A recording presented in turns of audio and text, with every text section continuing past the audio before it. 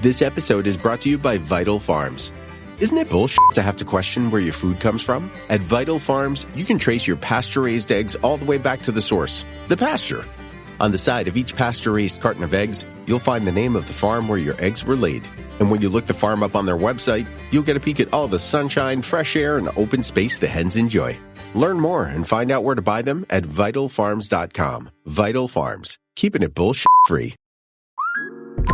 Between the kids being home and hosting, everything in our house gets used up in summer. With Instacart, I can save money by stocking up on all my favorite summer brands. I save time by getting everything delivered in as fast as an hour. And I save myself a sink full of dirty dishes by stocking up on paper plates for the annual summer cookout. Save more on summer essentials? Spend more time enjoying summer. Add summer to cart. Download the app to get free delivery on your first 3 orders. Offer valid for a limited time. Minimum $10 per order. Additional terms apply.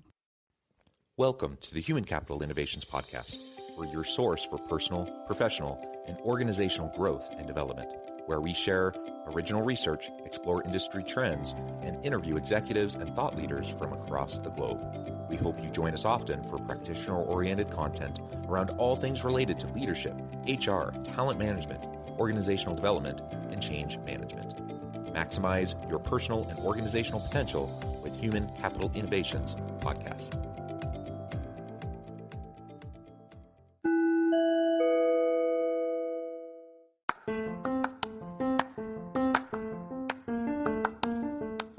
If you enjoy the Human Capital Innovations Podcast, enjoy ad-free listening by going to the Patreon page, and please consider contributing even at the producer or sponsorship level. And please leave a review. Thank you for your support.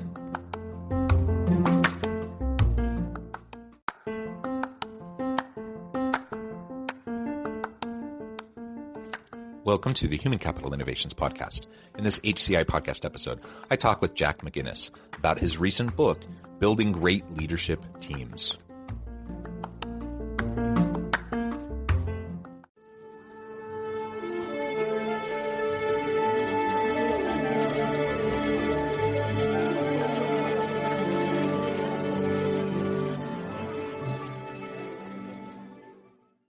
Jack McGuinness, welcome to the Human Capital Innovations Podcast. Thanks so much for having me, John. It is a pleasure to be with you. You're joining us from the Chesapeake Bay area. I'm south of Salt Lake City in Utah. And today we're going to be talking about your recent book, Building Great Leadership Teams. This is really, my area of focus and interest as well. So I imagine we could talk for hours and hours and hours. We're going to try to distill that down into 30 minutes or less. Okay. So this will be a nice challenge. Before we get started, I wanted to share Jack's bio with everybody. Jack McGuinness is co-founder of Relationship Impact, a consulting firm focused on working with CEOs to unleash the full potential of their leadership teams. His experience as a management consultant, CEO of a contract packaging company, and co-founder of RI influences his efforts to help organizations build great leadership teams. I love that. Anything else you would like to share with listeners by way of your background or personal context before we dive on in further? Yeah, thanks for asking. The background really is sort of foundational for why I do what I do right now. It's, I have some military experience early on. I learned I was a junior military officer, and I kind of learned some of the fundamentals of being in the infantry of leading soldiers at an early age. I learned very quickly what not to do and also what to do. So I had some great foundational experience there at an early age. And, my experience in helping start a management consulting firm with a guy who was about 15 years older than me was really cool too, because it gave me an ability to learn how to build something from nothing, while also learning how to be a good management consultant, and both, challenging endeavors, but I liked both parts of that. And it gave me some a breadth of clients that I had worked with, and an empathy for dealing with business owners who are building their own businesses as well. And then I bought a contract packaging company after I cashed out of that firm, and that had some great experiences too, because We brought in some new clients, bought some new equipment. We're way over leveraged and cocky and really, really self-assured that we could fix things. And we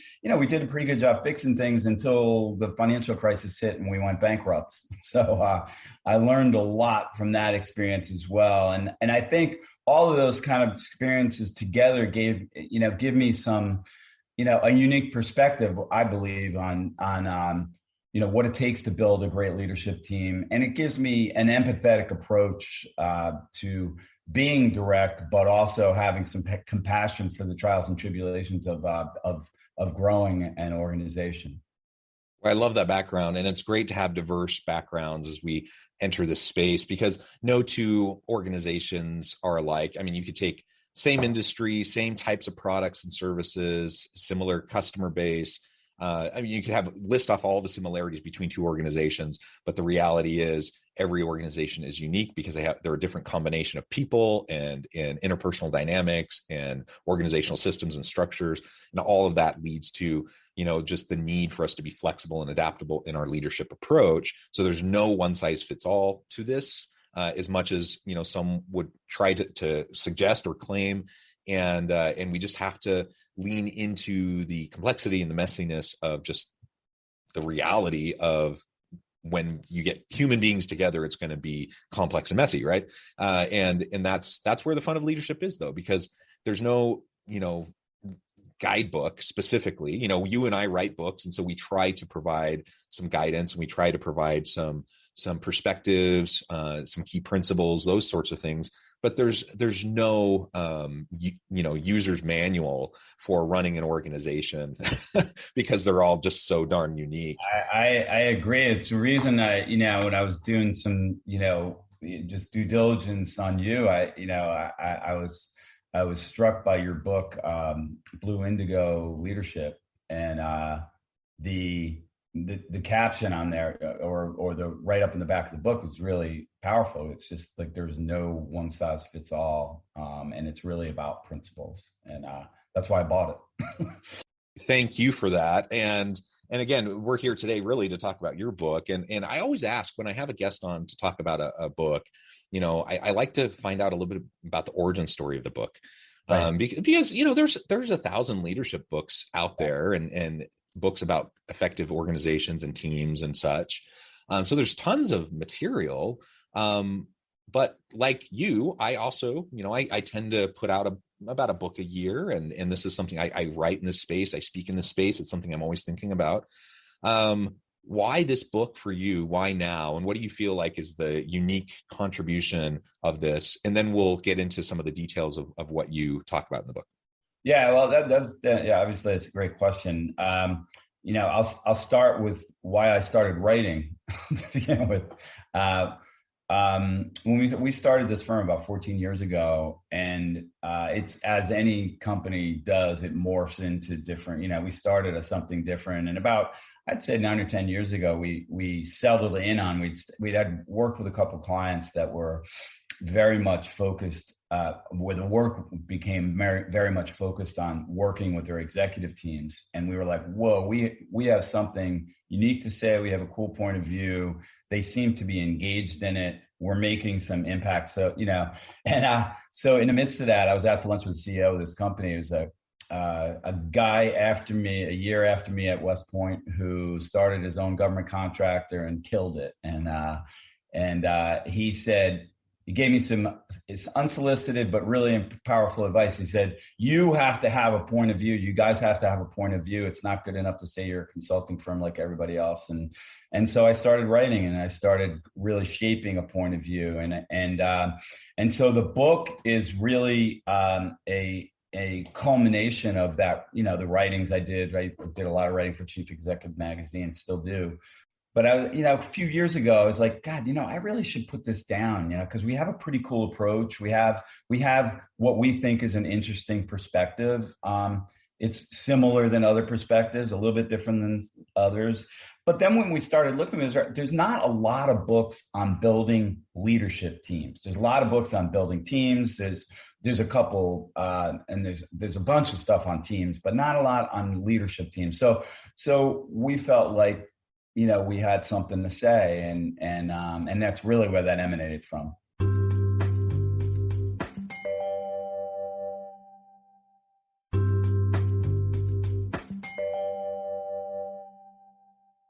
Yeah, well, and can I just put a fine point on that? Yeah. It's important to have that distinction of leadership teams. Do principles of good, effective teams apply to leadership teams? In many cases, yes, right? But a leadership team, like an executive leadership team, that is something that's fundamentally different than me being a middle manager with my team of specialists that do some function within the organization.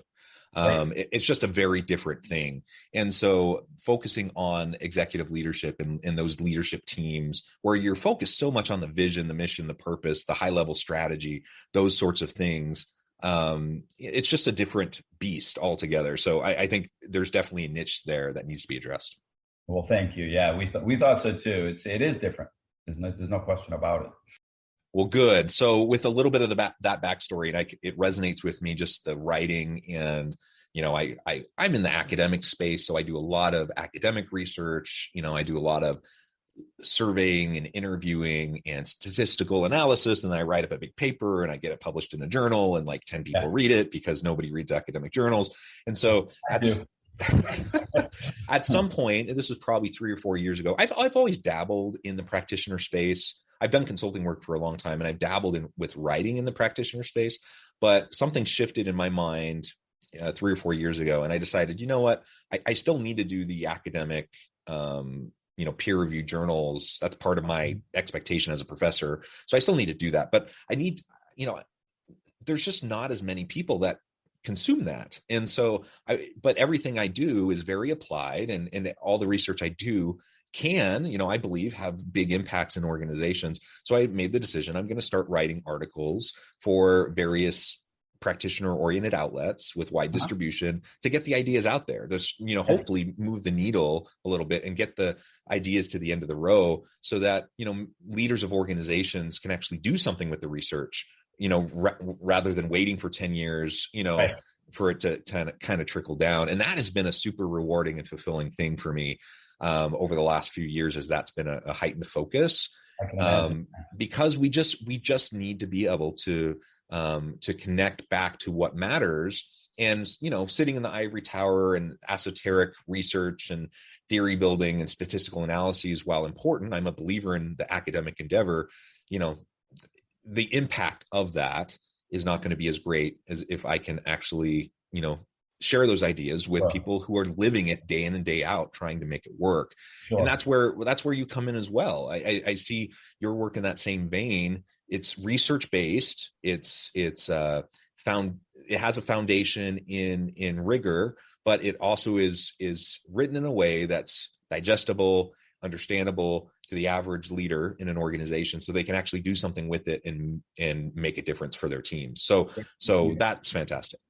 Thank you. Yeah, we believe that too. I really do, and it's been good. I mean, it was launched on Amazon on the 14th of June, and got some good traction right away. And so it's been a good experience, getting a lot of good feedback and stuff. A lot of kidding from my friends, of course. But yeah, very good. All right, so let's dive in. Sure. What are some of those? I mean, obviously, we can't talk about everything in this interview, but what are some of the highlights, some of those key takeaways that you would hope anyone who picks up your book, that they spend a dedicated amount of time to read through it? What do you hope that they take away that they'll remember 5 years from now? Yeah, so I think there's 3 things that to take away, and you stole my thunder a little bit on the first one, is that leadership teams are just different. They're being on a leadership team is different than running a functional unit, right? You have to have a greater good perspective.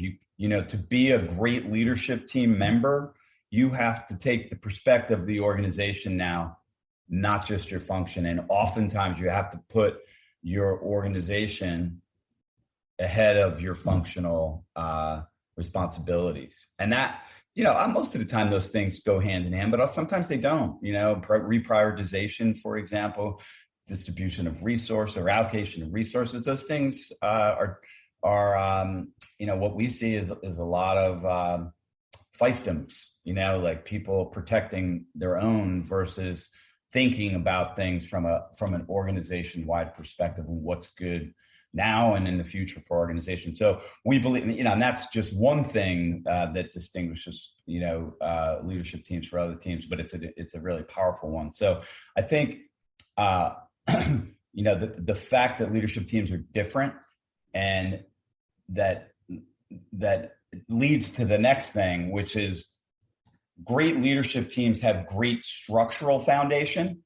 And structural foundation are things like, do you have the right people with the right mindset on the team? Do they have that greater good mentality? Do they have an ability to have foresight and think about more than just today or the next 3 months, but also future facing, for example? So that's one structural. Another structural element is actually stepping back and saying, how do we want to operate this team? What are the principles we want to guide this team by? How are we going to talk to each other? How are we going to talk to each other in the room? How are we going to deal with disagreement in this room? How are we going to deal with making critical decisions for the good of the organization? Another important structural thing is what is it that the 6, 7, 8, 9, 5 of us are supposed to be doing, working on together, rather than just as functional leaders? We all have our functional assignments, the head of sales, the CFO, but there are important cross-cutting organizational initiatives that are the responsibility of a good leadership team. Acquisition is one of those. We have a customer concentration problem.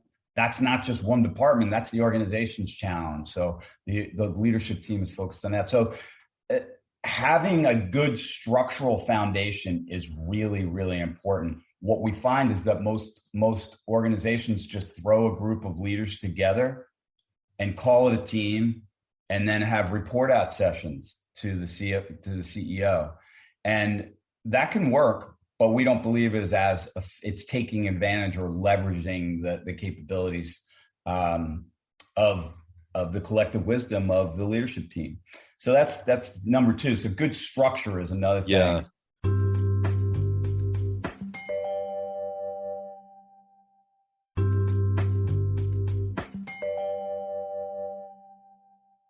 Man, that's so important because otherwise, if you don't have the structure in place and you don't institutionalize those mechanisms of effective teams and organizations, then really you're dependent on the charisma of the leader or the personality, of a particular leader. And what happens when they leave? Good leadership requires you to have sustainability. It requires a leader to be able to work with people who could continue to function well, if that, heaven forbid, that leader gets hit by a bus or has terminal disease of some sort or whatever. Like, you need them to be able to carry on. And so many organizations just don't have that. And so they're so reliant on that individual, that personality. They don't have the institutionalized systems, structures, the processes, practices, procedures. You mentioned some of those cultural elements that are so essential, just in terms of like, what are the norms and behaviors around how we communicate with each other, how we hold each other accountable.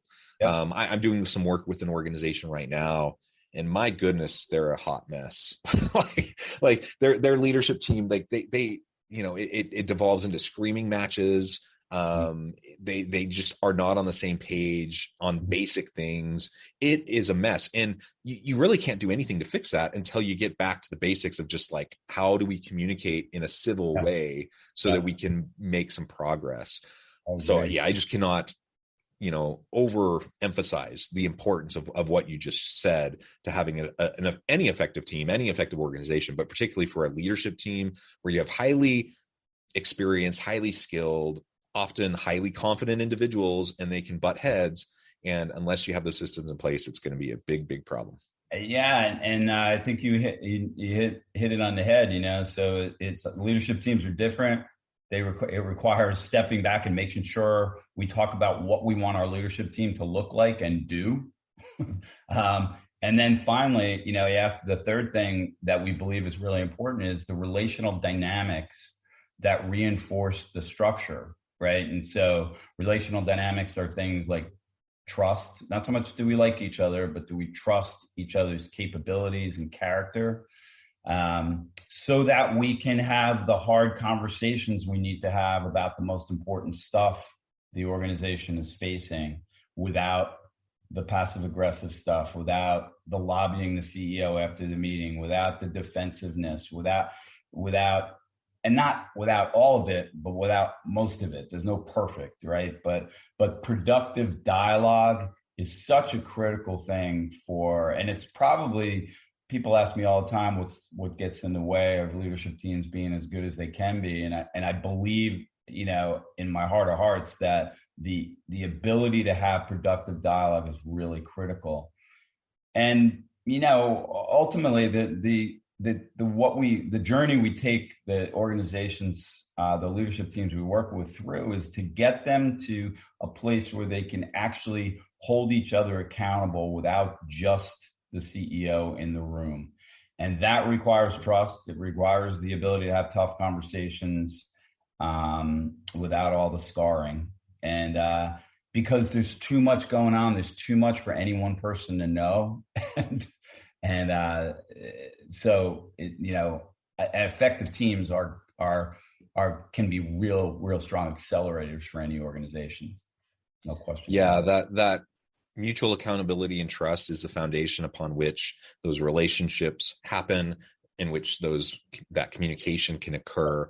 If we don't have that mutual accountability and trust, then we're just going to be spinning our wheels. We're not going to be accomplishing much, and we're going to be super frustrated with each other. And we can't have those healthy relationships without it. I mean, every relationship, every healthy relationship is built upon a foundation of trust.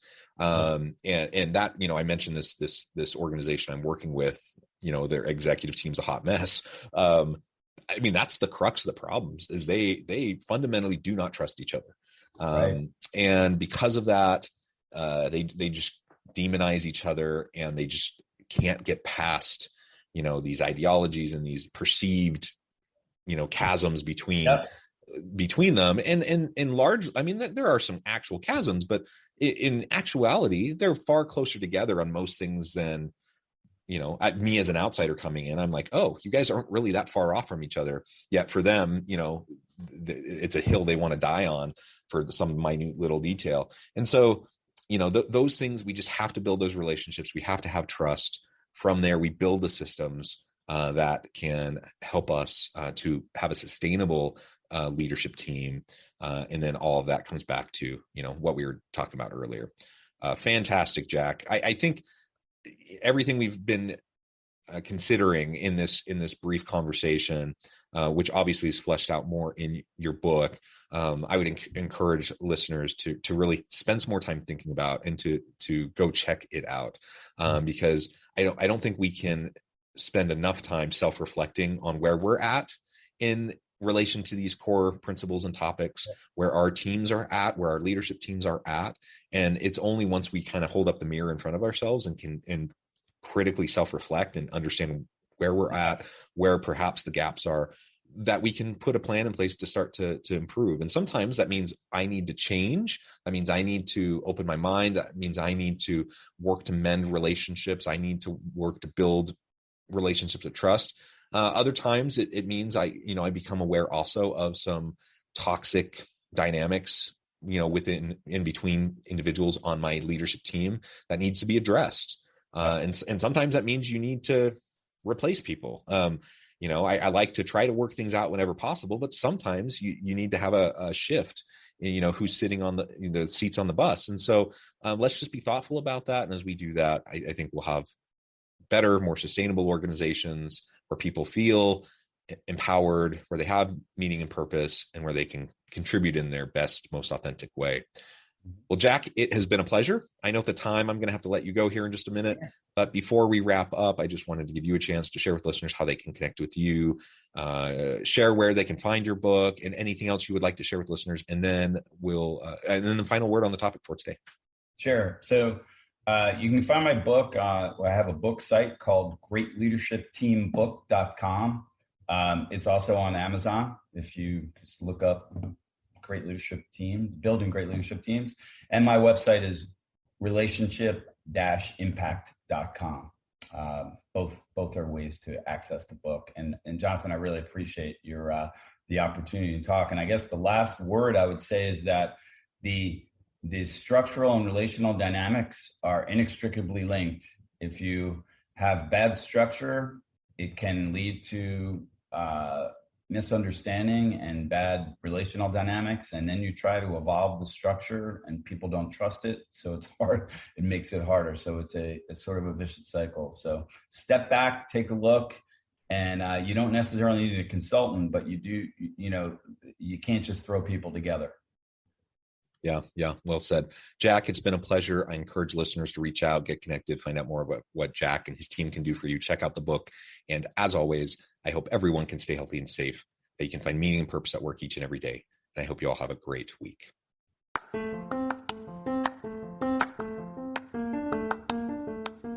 you enjoy the Human Capital Innovations podcast? Enjoy ad-free listening by going to the Patreon page. And please consider contributing even at the producer or sponsorship level. And please leave a review. Thank you for your support.